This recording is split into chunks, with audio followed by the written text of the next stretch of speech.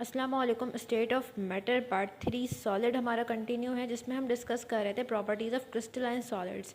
Properties में हमने कुछ प्रॉपर्टीज़ को लास्ट वीडियो में कवर कर लिया था, कुछ प्रॉपर्टीज़ रहती हैं जो कि हम आज की वीडियो में कवर करेंगे, जिनमें है आइसोमॉर्फिज्म, पॉलीमॉर्फिज्म, सिमेट्री और एलेक्ट्रोपिक मॉडिफिकेशन एंड ट्रांजिशन टेम्परेचर। पहले हम बात करेंगे आइसोमॉर्फिज्म पे। आइसोमॉर्फिज्म, अगर हम इस वर्ड को देखें तो इसी से हमें इसका मतलब समझ में आ जाएगा। आइसो मीन्स क्या होता है? सेम। मॉर्फिज्म, मॉर्फ हम कहते हैं फॉर्म्स को, फॉर्म। तो ऐसे सॉलिड्स जिनकी फॉर्म्स सेम हो उससे हम क्या कहेंगे? आइसोमॉर्फिज्म। दो सॉलिड्स हैं, इन दो सॉलिड्स का क्रिस्टल स्ट्रक्चर, क्रिस्टल की जो ज्योमेट्री है वो सेम है। फॉर एग्जांपल दोनों की ज्योमेट्री है क्यूबिक ज्योमेट्री, ठीक है। इनके क्रिस्टल्स की ज्योमेट्री कैसी है? क्यूबिक ज्योमेट्री है। इन दोनों सॉलिड्स को हम कहेंगे आइसोमॉर्फस सॉलिड, और इस फिनोमेना को हम क्या कहेंगे? आइसोमॉर्फिज्म। तो आइसोमॉर्फिज्म में दो डिफरेंट कंपाउंड्स होंगे और ज्योमेट्री सेम होगी। तो आइसोमॉर्फिज्म भी किसकी प्रॉपर्टी है? क्रिस्टलाइन सॉलिड्स की।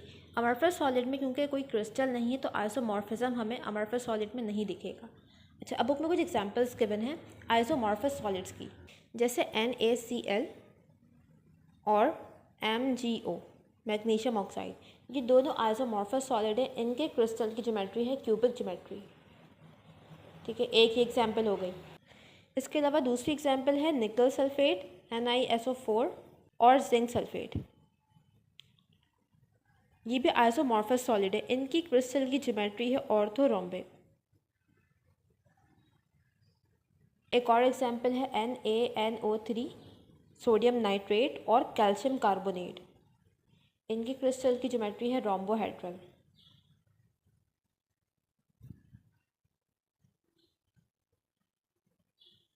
और Ag2SO4 और सोडियम सल्फेट Na2SO4, ये भी आइसोमॉर्फस सॉलिड हैं और इनकी ज्योमेट्री है हेक्सागोनल। आइसोमॉर्फिज्म में क्या होगा? दो डिफरेंट कंपाउंड्स होंगे और ज्योमेट्री सेम होगी यहाँ पर।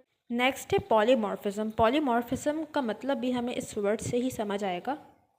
पॉलीमॉर्फिज्म, पॉली मीन्स मैनी, बहुत सारे, और मॉर्फिज्म, मॉर्फ मतलब फॉर्म्स।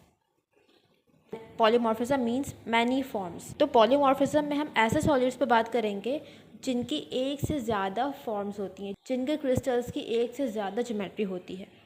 फॉर एग्जांपल एक सॉलिड है, इसके क्रिस्टल की ज्योमेट्री है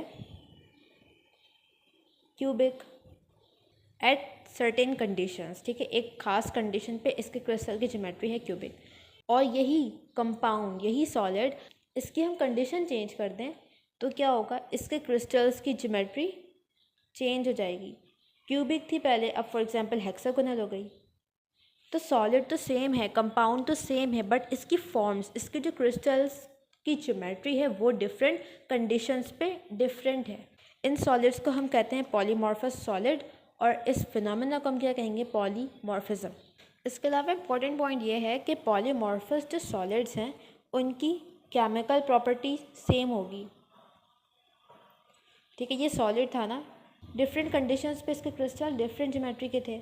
एक कंडीशन पे क्यूबिक है, दूसरे पे हेक्सागोनल है, तो ये पॉलीमॉर्फस सॉलिड था। अभी जो पॉलीमॉर्फस सॉलिड है ना, इसकी केमिकल प्रॉपर्टी सेम होगी।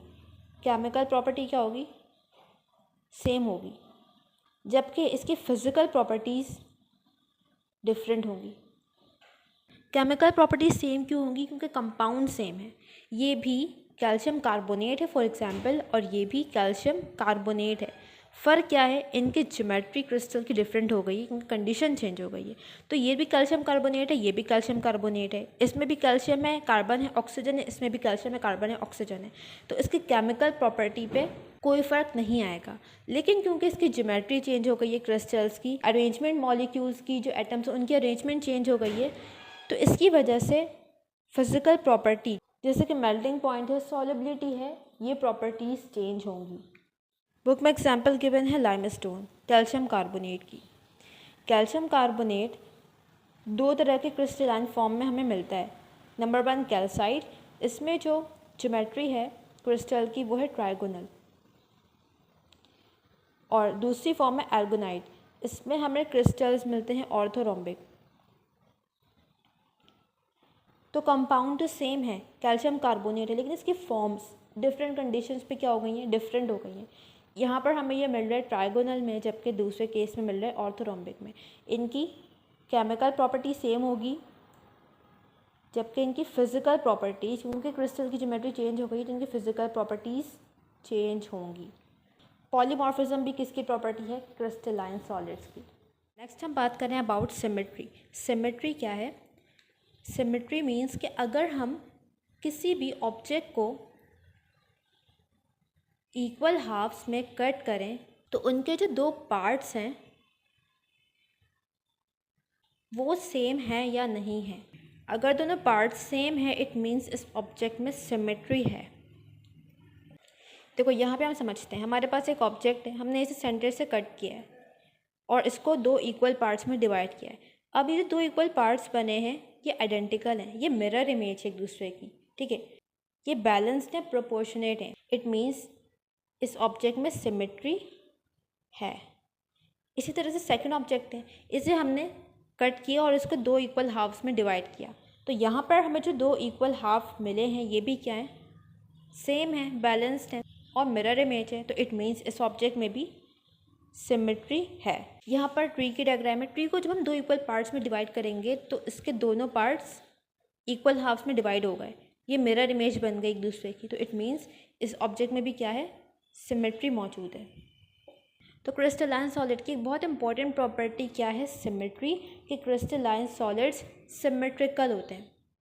नाउ अब हम बात कर रहे हैं कि हम किस तरह से क्रिस्टल की सिमेट्री बता सकते हैं कि क्रिस्टल सिमेट्रिकल है या नहीं है। तो क्रिस्टल की सिमेट्री बताने के लिए हमारे पास तीन तरीके हैं, या तो हम प्लेन ऑफ सिमेट्री देखें, या हम एक्सिस ऑफ सिमेट्री देखें, या फिर हम देखें सेंटर ऑफ सिमेट्री। फर्स्ट हम बात करें प्लेन ऑफ सिमेट्री। यहाँ पर हमारे पास इस डायग्राम में क्यूब्स मौजूद हैं और हर एक पिक्चर में हमने क्यूब को अलग तरह से कट किया है। फर्स्ट में हमने इसको हॉरिजॉन्टली कट किया है और ये जो क्यूब है ये इक्वल हाफ में डिवाइड हो गया है। इट मीन्स ये एक सिमेट्रिकल ऑब्जेक्ट है। उसके बाद सेकंड पिक्चर में हमने इसी क्यूब को डिफरेंट प्लेन में वर्टिकली कट किया है और इस बार भी ये क्यूब दो इक्वल हाफ में डिवाइड हो गया। इट मीन्स ये क्या है, सिमेट्रिकल है। थर्ड पिक्चर में क्यूब को हमने डिफरेंट प्लेन में डिवाइड किया है। इसी तरह से फोर्थ में डिफरेंट प्लेन है, 5, 6 सब में डिफरेंट प्लेन्स में हमने क्यूब को डिवाइड किया है और हर बार ये दो इक्वल हाफ में डिवाइड हो रहा है। तो इट मीन्स ये सिमेट्रिकल ऑब्जेक्ट है। तो फर्स्ट अगर हमने सिमेट्री देखनी हो तो हम प्लेन ऑफ सिमेट्री देखते हैं। नाउ सेकंड है centre of symmetry. Centre of symmetry अगर हमने देखनी है तो उसके लिए हमने ये करना है कि हमने ऑब्जेक्ट के बिल्कुल सेंटर में एक पॉइंट इमेजिन करना है। ये पॉइंट उस ऑब्जेक्ट के अंदर होगा, उस ऑब्जेक्ट के सरफेस पे नहीं होगा, ठीक है, ये बिल्कुल सेंटर में है ये पॉइंट। इसमें हमने एक लाइन ड्रॉ करनी है सेंटर से लेकर सरफेस ऑफ क्रिस्टल तक, और फिर हमने उसके ऑपोजिट साइड पे भी एक लाइन ड्रॉ करनी है। तो हम ये देखेंगे कि जो दोनों लाइन है ना ये इक्वल है। मतलब इसका क्या है कि सेंटर से लेकर सरफेस तक का डिस्टेंस हर बार इक्वल होगा। हम लेफ़्ट साइड पे लाइन ड्रॉ करें, राइट पे करें, डाउनवर्ड साइड पे करें, अपवर्ड साइड पे करें, हर जगह से डिस्टेंस क्या होगा, सेम होगा। इट मीन्स ऑब्जेक्ट क्या है, सिमेट्रिकल है। नेक्स्ट है एक्सिस ऑफ सिमेट्री। ये हम कैसे देखते हैं, एक लाइन हम इमेजिन करते हैं और उसके अराउंड हम उस ऑब्जेक्ट को रोटेट करवाते हैं, ठीक है, जिस तरह से इस डायग्राम में देख सकते हो डिफरेंट एक्सिस पे क्यूब को रोटेट करवाया हुआ है। और जब ये ऑब्जेक्ट रोटेट हो रहा है तो इसकी अपीयरेंस में कोई चेंज नहीं आ रहा है। तो इट मीन्स ये ऑब्जेक्ट क्या है, सिमेट्रिकल है। नाउ सिमेट्रिकल तो हमने देख लिया, अब हम एसिमेट्रिकल भी देखते हैं ताकि हमें दोनों का डिफरेंस समझ आ सके। देखो फर्स्ट ऑब्जेक्ट तो समझ आ रहा है सिमेट्रिकल है, क्योंकि इसको अगर हम कट कर रहे हैं दो पार्ट्स में तो इसकी मिरर इमेज बन रही है, दोनों पार्ट्स बिल्कुल सेम होंगे।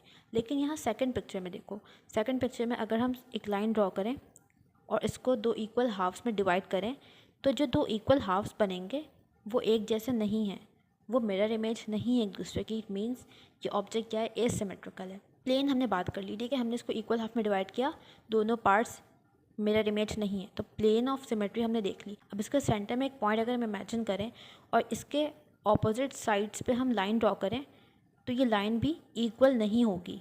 सेंटर पॉइंट से सरफेस तक का डिस्टेंस हर बार इक्वल नहीं होगा, ठीक है। यहाँ पर डिस्टेंस देखो, यहाँ पर डिस्टेंस देखो, तो डिफरेंस है। इट मीन्स ऑब्जेक्ट सिमेट्रिकल नहीं है। अब लास्ट हमने क्या देखा था, एक्सिस। अब फॉर एग्जांपल ये एक्सिस है, इस एक्सिस पे हम इस ऑब्जेक्ट को रोटेट कर रहे हैं, तो क्या इसकी अपीयरेंस सेम रहेगी? सेम नहीं रहेगी, क्योंकि जब ये वाला पार्ट सामने आएगा तो अपीयरेंस कुछ और होगी, जब ये वाला पार्ट सामने आएगा तो अपीयरेंस कुछ और होगी। तो इट मीन्स हर तरह से ये ऑब्जेक्ट क्या हो गया? एसिमेट्रिकल हो गया। लास्ट है allotropic modification and transition temperature. पहले हम समझते हैं कि एलोट्रॉपी क्या है। सबसे पहला पॉइंट ये है कि एलोट्रॉपी प्योर एलिमेंट्स की होगी, ठीक है। एलोट्रॉपी की जब हम बात करेंगे तो हम बात करेंगे प्योर एलिमेंट्स की, जिसमें सिर्फ एक तरह का एटम होगा, जैसे कि कार्बन है या फिर सल्फ़र है। यहाँ पर हम कंपाउंड्स की बात नहीं करेंगे। जैसे अभी हमने पॉलीमॉर्फिज्म में देखा था ना, कैल्शियम कार्बोनेट था, कंपाउंड था, उसकी डिफरेंट फॉर्म्स थी। बट एलोट्रॉपी में हम क्या बात करेंगे? कंपाउंड्स की बात नहीं करेंगे, हम बात करेंगे प्योर एलिमेंट्स की।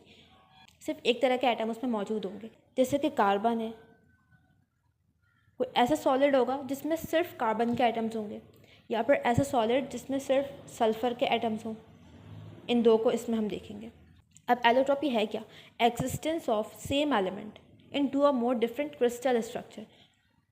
सेम एलिमेंट है, एलिमेंट सेम है, कार्बन ले लेते हैं, कार्बन है, इधर भी कार्बन है, इन टू और मोर डिफरेंट क्रिस्टल्स। अब हो क्या रहा है? ये कार्बन एक्सिस्ट करता है डिफरेंट क्रिस्टल स्ट्रक्चर में। एक तरफ इसके क्रिस्टल का स्ट्रक्चर कुछ और है, दूसरे सॉलिड में इसी कार्बन का जो क्रिस्टल स्ट्रक्चर है वो डिफरेंट है। Having same chemical nature. अब क्योंकि एटम सेम है तो केमिकल नेचर क्या होगा? सेम होगा, बट डिफरेंट फिजिकल प्रॉपर्टीज़। वही बात है कि क्रिस्टल का शेप, क्रिस्टल की ज्योमेट्री डिफरेंट हो गई है ना, तो अब फिजिकल प्रॉपर्टीज़ भी क्या हो जाएंगी? डिफरेंट हो जाएंगी। जैसे अभी से हम एग्जाम्पल से समझते हैं, कार्बन की ही एग्जाम्पल लेते हैं। कार्बन एक तरह का एटम है, एलिमेंट है।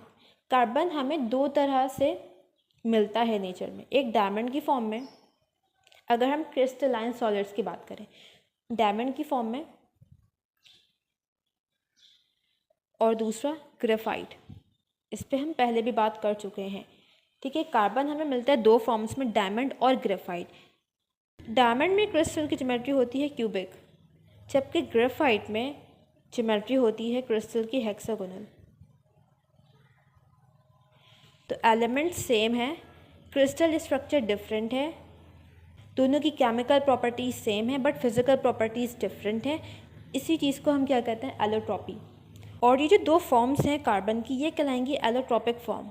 तो कार्बन की दो एलोट्रॉपिक फॉर्म्स हैं, क्रिस्टलाइन फॉर्म्स। एलोट्रॉपी की हमें सेकंड एग्जांपल मिलती है सल्फ़र में। सल्फ़र दो क्रिस्टलाइन एलोट्रॉपिक फॉर्म में हमें मिलता है, एक है रोम्बिक सल्फ़र, दूसरा है मोनोक्लिनिक सल्फ़र। है दोनों सल्फ़र, लेकिन इनके क्रिस्टल स्ट्रक्चर्स क्या हैं? डिफरेंट है। रोम्बिक सल्फ़र में जो ज्योमेट्री है वो रोम्बोहेड्रल या ऑक्टाहेड्रल है,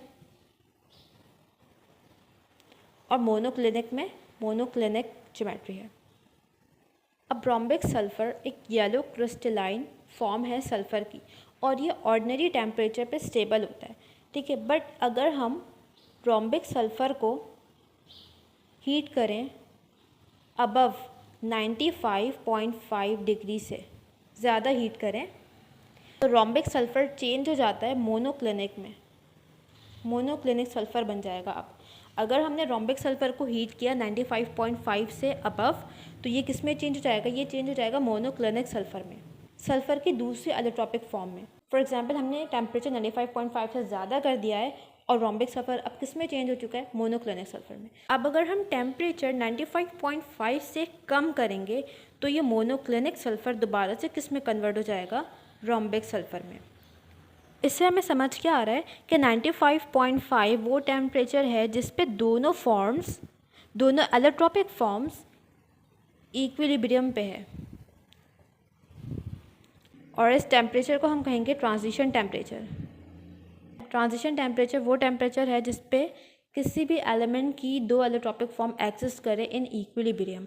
अगर हमने 95.5 से टेम्परेचर कम कर दिया या ज़्यादा कर दिया तो सिर्फ एक फॉर्म एग्जिस्ट करेगी एलिमेंट की। 95.5 से ज़्यादा है टेम्परेचर, मोनोक्लिनिक एग्जिस्ट करेगा, 95.5 से कम है तो रोम्बिक एग्जिस्ट करेगा। नाउ यहाँ पे हमारा टॉपिक कंप्लीट होता है प्रॉपर्टीज़ का। नेक्स्ट वीडियो में हम कवर करेंगे टाइप्स ऑफ क्रिस्टलाइन सॉलिड।